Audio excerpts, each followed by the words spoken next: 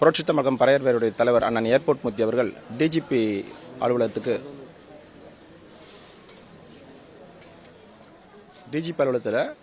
மா.க. ஸ்டாலின் பாமகவை சேர்ந்த மா.க. ஸ்டாலினுடைய வெடிகுண்டு வீச்சை கண்டித்து டிஜிபியை பார்த்து பாமக எம்எல்ஏ அருள் அவர்கள் டிஜிபியை சந்தித்து புகார் மனு தருவதாக ஒரு தகவல். ஏற்கனவே சோழமண்டல மாநாட்டில் அண்ணன் ஏர்போர்ட் மூர்த்தி அழைத்து சிறப்பு செய்தவர் என்பதாலும் தனிப்பட்ட முறையிலும் அண்ணன் மீது ஒரு நல்ல நன்மதிப்பை கொண்டவர். எனவே என்ன நடந்தது என்பதை கேட்டறிவ ஒரே காரணத்துக்கோசம் டிஜிபி அலுவலகத்திற்கு அண்ணன் ஏர்போர்ட் மூர்த்தி அவர்கள் போனார்.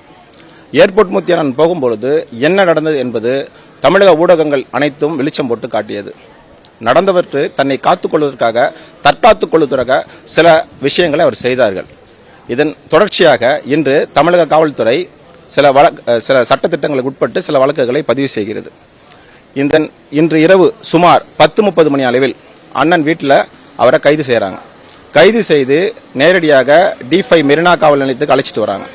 அழைச்சிட்டு வந்துட்டு அங்கிருந்து ராயப்பேட்டா மருத்துவமனைக்கு அழைச்சிட்டு போய் அவருடைய ஃபிட்னஸ் செக் பண்றாங்க. ஃபிட்னஸ் செக் பண்ணும்போது அவருடைய பிபி லெவல் நார்மலா இல்லைன்னு இது மாதிரி ஒரு மாத்திரையை கொடுத்துருக்காங்க. அந்த மாத்திரையை உட்கொண்டது பிறகு அவருக்கு எபன் ஃப்ளோல இருக்கு. உடனே ராயப்பேட்டா மருத்துவமனையுடைய அறுவைத்துறையின் பேரில் ஸ்டான்லி மருத்துவமனைக்கு இங்க வந்திருக்காரு. ஸ்டான்லி மருத்துவமனைய டீன் நேரடியாக அவரை பரிசோதனை செய்து அவருக்கு MRI ஸ்கேன் போன்ற பல்வேறு ரத்த பரிசோதனைகள் செய்து தற்போது அண்ணன் ஏர்போர்ட் மூர்த்தி அவர்கள் ICU வார்டில் அனுமதி செய்யப்பட்டிருக்கிறார்.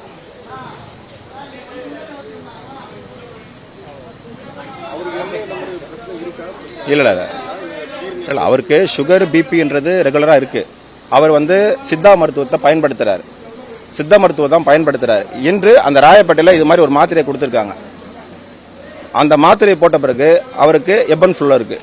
இப்போ செக் பண்ணதுல 204, 209 முதல்ல செக் பண்ணும்போது 204, இப்போ செக் பண்ணும்போது 209. உடனே ஸ்டான்லி மருத்துவமனைய டீன் என்ன பண்றாரு, அவரை ஃபுல்லா செக் பண்ணிட்டு MRI ஸ்கேன் எடுத்துட்டு உடனே இப்போ அவர் ICU அட்மிட் பண்ண சொல்லி மருத்துவர்கள் தான் அறிவித்திருக்கார்கள். அவரு காவல்துறை இப்ப டீன் என்ன சொன்னார்னா 2-3 நாள் அவர் மருத்துவ பரிசோதனைக்கு உட்பட வேண்டும், எல்லா பரிசோதனையும் செய்யணும் அப்படின்னு அறிவித்திருக்காங்க. காவல்துறை அதற்கு ஏதுவாக சென்றிருக்கார்கள்.